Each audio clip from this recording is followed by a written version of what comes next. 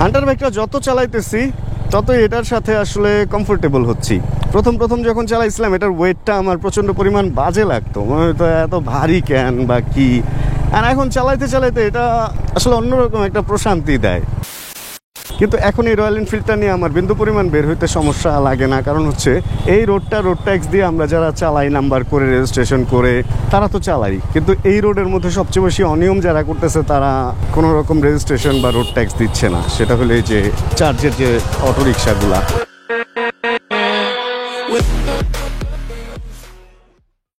কি আছে জীবনে আমার যদি তুমি না থাকো পাশে মরণে, এই গানটা এই বাইক নিয়ে আমি গাইতে পারতেছি না। এই গানটা আসলে যখন গাওয়া হয়েছিল বা যে উদ্দেশ্যে গাওয়া হয়েছিল ওটার মানে হচ্ছে সে যাকে পছন্দ করে, মানে একসাথে যাতে তারা ঘর করতে পারে, সংসার করতে পারে, এবং তাদের মানে তার মৃত্যুর সময় পর্যন্ত যাতে দুইজন সঙ্গী হিসেবেই থাকে। মানে কি আছে জীবনে আমার, জীবনের কোনো ভ্যালুই নাই যদি তুমি না থাকো পাশে মরণের সময় যদি তোমাকে পাশে না পাই, ব্যাপারটা এরকম। কিন্তু বাইক নিয়ে এই ধরনের গান গাইতে গেলেই ভয় লাগে। মানে বাইক নিয়ে কেন মরণ হবে বা মরণের সময় বাইক কেন সাথে থাকবে? মরণটা আসলে সুমধুর হওয়া অনেক বেশি জরুরি। মরণ যার সুন্দর তার জীবনটা আসলে সুন্দর ছিল, মানে সে ভালো মানুষ ছিল, এরকমটাই আমরা ধারণা করি। And this is a Prius, আমার অনেক পছন্দের একটা গাড়ি। যদিও সিএইচআর আর প্রিয়াসের engine same, but CHR drivers car, মানে যে চালাবে সে অনেক নিজেকে কিং ফিল করবে। অ্যান্ড প্রিয়াস হচ্ছে অবশ্যই এটা ড্রাইভার্স কার, মানে ড্রাইভারের কমফোর্ট আছে, কিন্তু এটা আসলে বিজনেসম্যান কার বলা যায়। কারণ এটার হচ্ছে পেছনের সিটগুলো এত বেশি আরামের দেওয়া হয়েছে যে আপনি একটা ড্রাইভার রেখে দেন এই গাড়িটা আপনি তাকে দিয়ে চালাবেন, এবং পেছনে আপনি খুব মজা করে বসে বিজনেসের বিভিন্ন ডিল, ফোন, ল্যাপটপে কাজ বা এক জায়গা থেকে আরেক জায়গায় শান্তিতে পৌঁছায় যাবেন। ওই ফোকাস করে প্রিয়াসটাকে বানানো হয়েছে। মানে ব্যাপারটা হচ্ছে এরকম, স্পোর্টসের জন্য স্পোর্টস বাইক, অ্যান্ড স্পোর্টসের জন্য নেকেড স্পোর্টস বাইক, এবং কমিউটার যে ব্যাপারটা ওই রকম। যেমন অনেক বাইক আছে না একই ইঞ্জিনের বাইক, কিন্তু দেখা যায় যে একটা হচ্ছে স্পোর্টস, একটা হচ্ছে কমিউটার। ঠিক ওই রকম সিএইচআর আর প্রিয়াসটা ওইভাবেই ফোকাস করে বানানো হয়েছে। প্রিয়াসটা একটু কুপে যেটা বলে, মানে ওটা না সিডান না হচ্ছে কি জানো এসইউভি, মিডলে একটা ব্যাপার, অনেকটা স্পোর্টসের মতোই করা হয়েছে। অ্যান্ড এই গাড়িটা স্পোর্টস শেপের হইলেও ভেতরে ইন্টেরিয়র সব কিছু হচ্ছে একটু শান্তির করা হয়েছে। ওই যে বলে না কমিউটার বাইক, ওরকম কমিউটার ফোকাস করে করা হয়েছে। আর এখানে আমি এরকম জ্যামে পড়লাম কেন? যাই হোক, আজকের গাড়ির ব্যাপার নিয়ে কথা বলার কোনো উদ্দেশ্য এমন নাই। আজকের ভিডিও গাড়ি রিলেটেডও না, জাস্ট প্রিয়াসটা চোখে পড়লো অ্যান্ড প্রিয়াসটা আমার সুন্দর লাগলো, এই জন্যই হচ্ছে প্রিয়াসটা নিয়ে কথা বললাম। আর এই প্রিয়াসটা কিন্তু হচ্ছে কার সেন্টার বিডি থেকে, নিচে ফোন নাম্বারও দিয়ে রাখছে। সুন্দর ভাই, সত্যি কথা। আমি এখন এই পর্যায়ে এসে না কেন যেন আমি দুইটার মধ্যে একটু আসলা অবস্থায় আছি, মানে প্রিয়াস নিব নাকি সিএইচআর নিব এটা নিয়ে। এই জন্য আসলে গাড়ি নিয়ে একটু কথা বলে ফেললাম। ওকে, এবার হচ্ছে আমরা হান্টার নিয়ে বেরোইছি সন্ধ্যার আগে, সময় হচ্ছে 6:09, আর হয়তো 30 মিনিট আমরা আলো পাবো। এর মধ্যে আমরা চলেন একটু ঘুরে টুরে আসি। আর রয়্যাল এনফিল্ডটাকে হচ্ছে কালকে নিয়ে আসছিলাম, এই হান্টারটাকে কালকে না, সরি পরশু নিয়ে আসছিলাম, বাট তারপরে ওইভাবে চালানো হয় নাই। এই আরেকটা প্রিয়াস। আচ্ছা যাই হোক, এইটাকে আনার পরে চালানো হয় নাই, আর একটু ময়লাও আছে, তাই চিন্তা করলাম যে আজকে এটারে যেহেতু ধুবো, এটারে নিয়ে একটা রাইড করে আসি। আর কিলোমিটারও উঠতেছে না, কিলোমিটারটাও উঠুক, তারপরে গিয়ে ধুয়ে ফেলবো না সন্ধ্যাবেলা বাসায় গিয়ে। একটা এই বাইকের ভিডিও করি, কারণ এই বাইকের ভিডিও ওইভাবে আসলে করতে পারতেছি না, কারণ হচ্ছে এটার পেপার নাই। অ্যান্ড বাইকের পেপার যে নাই এটা নিয়ে আমি বিন্দু পরিমাণ নিজেকে এখন আর অপরাধী ফিল করি না। নর্মালি আমি যে কোনো বাইক কিনলে, আমার একটা বাইক ছিল সেটা হলো R15 ব্ল্যাক ইন্দো, যেটা ওইটা আমি নেয়ার পর প্রায় 2.5 বা 3.5 মাস, ধরেন 3 মাসের মতো বাইকটা আমি ঘর থেকেই বের করি নাই, কারণ ওটার পেপার ছিল না। আমার নিজের কাছে নিজেকে অপরাধী লাগতো যে আমি পেপার ছাড়া বাইক নিয়ে কেন বের হব। কিন্তু এখন এই রয়্যাল এনফিল্ডটা নিয়ে আমার বিন্দু পরিমাণ বের হইতে সমস্যা লাগে না, কারণ হচ্ছে এই রোড ট্যাক্স দিয়ে আমরা যারা চালাই, নাম্বার করে রেজিস্ট্রেশন করে, তারা তো চালাই। কিন্তু এই রোডের মধ্যে সবচেয়ে বেশি অনিয়ম যারা করতেছে তারা কোনো রকম রেজিস্ট্রেশন বা রোড ট্যাক্স দিচ্ছে না। সেটা হলো এই যে চার্জের যে অটোরিকশাগুলা, কারেন্টের অপচয় হচ্ছে। দেখবেন যে বেশিরভাগ অটোরিকশার গ্যারেজে হচ্ছে অবৈধ লাইন টাইন দিয়ে এরকম হচ্ছে, যদিও এটা শোনা কথা, আমি একদম ফিজিক্যালি গিয়ে কখনো দেখি নাই, বাট এই ধরনের কথা যেহেতু রটছে সেহেতু কিছুটা অবশ্যই বটে, বলে না যাহার রটে তার কিছুটা তো অবশ্যই বটে। এই বাইকটা নিয়ে আমার বের হইতে এখন মোটেও অপরাধী ফিল হয় না, এই কারণেই কারণ আনরেজিস্টার্ড জিনিসপত্র দিয়ে রাস্তা ভরা, আমরা রেজিস্ট্রেশন করা জিনিসপত্র মানে যানবাহন নিয়ে আমরা চলার রাস্তা পাইতেছি না, এমন একটা অবস্থা আমাদের মধ্যে চলতেছে। তো সেখানে এই বাইকের রেজিস্ট্রেশন না হইলেই কি আর হইলেই কি, রেজিস্ট্রেশন হইলে তো এমন না যে রাস্তার মধ্যে স্পেশাল কোনো সুবিধা পাবো, বরং রেজিস্ট্রেশন হওয়া আর না হওয়া দুইটার কেস করলেও ফাইন দিতে হবে, মানে দুইটা যেটাই হোক ওটা ফাইন দিতেই হবে। আর আমার মনে হইতেছে এখন আর আমার অপরাধী না। যদি রোডের থেকে অবৈধ গাড়িগুলো উঠায় দেওয়া হতো সেক্ষেত্রে আমি বৈধ হয়ে চালাইলে আমার কাছে নিজেকে একটা কিং ফিল হইতো। এখন কোনোভাবেই নিজেকে কিং ফিল হওয়ার কোনো চান্সই নেই, টোটালি কোনো চান্স নাই। এটা চালান ওইটা চালান আর ওই গাড়ি চালান সব এখন একই হয়ে গেছে, বরং বোকা মনে হয় যারা রেজিস্ট্রেশন করে চালাইতেছে। সত্যি কথা, এই বছরের সবার উচিত এআইটি যেটা গাড়ির ওইটা না দেয়া, এই বাইকের হচ্ছে রেজিস্ট্রেশনের যে ট্যাক্স টোকেন না করা, সবার উচিত হবে এটা, যে আমরা যদি নিরাপদ সড়ক না পাই, আমরা যদি মুক্ত সড়ক না পাই, তাহলে আমরা কেন রোড ট্যাক্স দিব বা ট্যাক্স টোকেন রিনিউ করব? কোনো দরকার নাই। আমার মনে হয় এরকম একটা গ্রুপ গঠন করে এরকম একটা আন্দোলন করা উচিত যে এই বছর থেকে আমরা কেউ ট্যাক্স টোকেন রিনিউ করব না, রাস্তা নাই ট্যাক্স টোকেন দিব, লাভ কি? এই আর কি। বিকেলের শহরটা আসলে অনেক বেশি সুন্দর, যে যত যাই বলেন না কেন, বিকেলের শহরটা অনেক বেশি সুন্দর, কারণ দিনের শহরে প্রচুর রোদ থাকে এখন, আর রাতে তো অন্ধকার। আর বিকেলের শহরটা এই টাইমটা মোটামুটি একটু ঠান্ডা ঠান্ডা একটা ব্যাপার পড়ছে, সূর্যের আলো কমে গেছে, চোখের শান্তি, শরীরের শান্তি, কারণ বাতাসটা ঠান্ডা ফুরফুরা লাগতেছে। এই টাইমটা রাইডের জন্য এখন বেস্ট লাগে আমার কাছে, অলওয়েজ বেস্ট লাগে। মানে শহরে এখন বেস্ট লাগতেছে ঠিক আছে, বাট আমি যখন লং রাইডে থাকি তখনও দেখবেন আমার ভিডিওগুলোতে আমি সবসময় বলি যে সূর্য ডুবার টাইমটা হচ্ছে সবচেয়ে বেশি সুন্দর লাগে আমার কাছে, কারণ এই টাইমটা প্রকৃতিটা একটু অন্যভাবে সুন্দরভাবেই সাজে। এরকমটা আপনারা যারা রাইড করেন তারা বললেন, হাইওয়েতে যখন চালান এই টাইমটা অনেক বেশি সুন্দর লাগে না? আপনাদেরকে একটা সতর্কতামূলক ব্যাপার আমি শিখাই। নর্মালি আমি যখন লং রাইড করি ওই ভিডিওগুলোতে আমি রেগুলারই এই কথাটা বলি, সূর্য ডোবার যে এই টাইমটা চেষ্টা করবেন যখন লং রাইডে থাকবেন, যদি দিনের বেলা বের হন, এই টাইমটায় মাগরিবের আজানের 15 মিনিট আগে থেকে মাগরিবের আজানের আধা ঘন্টা পর পর্যন্ত যে টাইমটা, এই টাইমটা হচ্ছে আলো থেকে অন্ধকার হয়ে যায় একদম পুরা দুনিয়াটা, মানে যেই জায়গায় আপনি থাকবেন ওই জায়গাটা। অ্যান্ড এই টাইমটা চেষ্টা করবেন ব্রেক নিয়ে চাটা খেয়ে চোখটাকে একটু অ্যাডজাস্ট করার জন্য, কারণ আপনি যখন একদম রোদের আলোতে রাইড করতে থাকবেন তখন আপনার চোখের আইএসও যেটা, মানে সেন্সিটিভিটি যেটা আলো ধরার, ওইটা থাকবে একরকম। অ্যান্ড হঠাৎ করে যখন অন্ধকার হয়ে যাবে তখন আকাশটা থাকবে আলো, নিচে থাকবে পিচ ঢালাইয়ের অন্ধকার অ্যান্ড গাছের ছায়া, সব মিলে আপনার নিচে অপোজিট সাইডের গাড়ির আলো অ্যান্ড এই পাশে আপনি যেই পাশে চলবেন এই পাশের গাড়িটারই সব মিলে, এবং রাস্তার মধ্যে উল্টা আসা যানবাহনের বিড়ম্বনা মিলে ওই টাইমটা অ্যাক্সিডেন্টের হার অনেক বেশি। এই কারণে আপনি ওই টাইমটা যদি একটু কোনো জায়গায় বসে শান্তিতে চোখটাকে একটু অ্যাডজাস্ট করেন রাতের আলোর সাথে, তাহলে মনে হয় যে আরেকটু শান্তিতে বাইকটা চালাইতে পারবেন আপনি, বাইক বা গাড়ি যেটাই হোক। কারণ আমি যতবারই এই টাইমে চালাইতেছিলাম ততবারই আমার প্রচণ্ড কষ্ট হয়েছে, অ্যান্ড বাইকের স্পিড বা গাড়ির স্পিড কমায় দিতে হয়েছে। হাই পাওয়ারের যদি ফগ লাইট থাকে সেটার ব্যাপার ডিফারেন্ট, বাট যদি ফগ লাইট বা এগুলো না থাকে, নর্মাল বিল্ট ইন লাইটে আপনি চালাইতে চান, এই টাইমটা ব্রেক মাস্ট, তা না হলে বিভিন্ন রকম বিভিন্ন বিপদে আপনি রাইডে পড়তেই পারেন। এটাই জানায় রাখলাম আরেকবার। হান্টার বাইকটা যত চালাইতেছি ততই এটার সাথে আসলে কমফোর্টেবল হচ্ছি।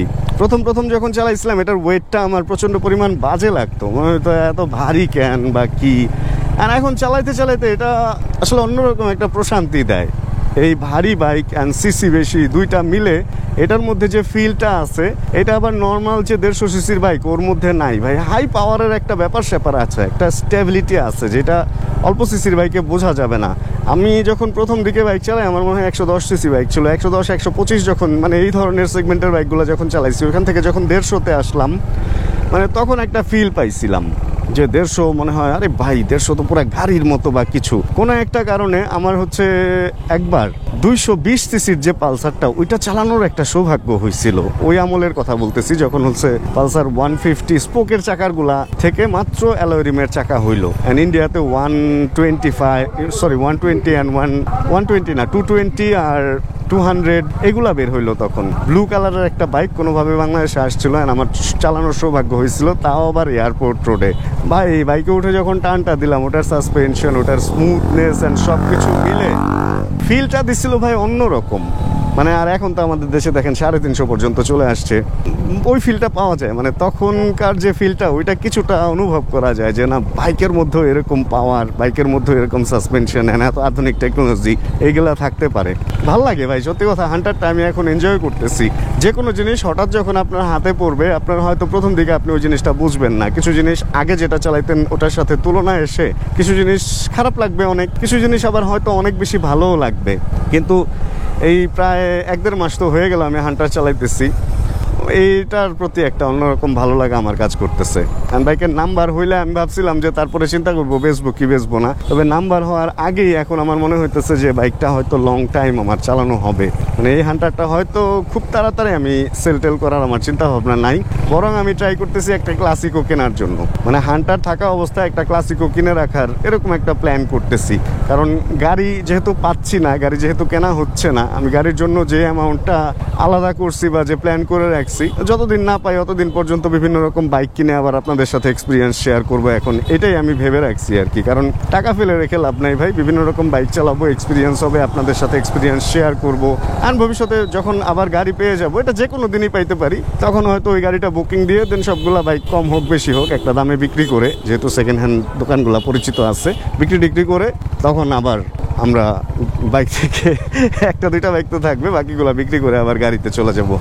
ওরে সরকারি অফিস ছুটি হওয়ার সময় তো পার হয়ে গেছে, তারপরেও দেখেন কত, এটা যেন কোনো একটা কমিশন টমিশন কি ভবন, এটা এলজিইডি ভবন। এলজিইডি ভবনের সামনে দেখেন কত গাড়ি, অ্যান্ড সবার সামনে আইসিটি ডিভিশন অ্যান্ড কোনো না কোনো সরকারি সাইন টাইন দেওয়া আছে। আর সবার এই দিকের গাড়িগুলোতে তো ওই যে পতাকা লাগানোর হুকও লাগানো। এলজিইডির সব অফিসারদের গাড়ি টাড়ি দিয়ে রাস্তাটা পুরা ভরা। সন্ধ্যার পরে এই রাস্তাগুলো একদম অন্ধকার, একদম মানে গাড়ি শূন্য হয়ে যায়। কিন্তু দিনের বেলা দেখছেন, আমরা তো নর্মালি আসি না, দিনের বেলা কিন্তু ভালোই ভিড়ভাট্টা থাকে। আর এটা হচ্ছে একটা ইয়ারিস্ট্রস 3 সিলিন্ডারের গাড়ি সম্পর্কে ভালোই স্টাডি করতেছি, অ্যান্ড টুকটাক ভালোই আইডিয়া হইতেছে। অনেক গাড়ি দেখা গেছে রাস্তায় দেখলে এখন মানে বুঝি যে আরে এটা সম্পর্কে তো এই ব্যাপারটা জানি, এটার ভিতরে স্পেসিফিকেশন তো এই। তবে আমার এগুলো ভালোই লাগে, হাইলাক্সের মতো।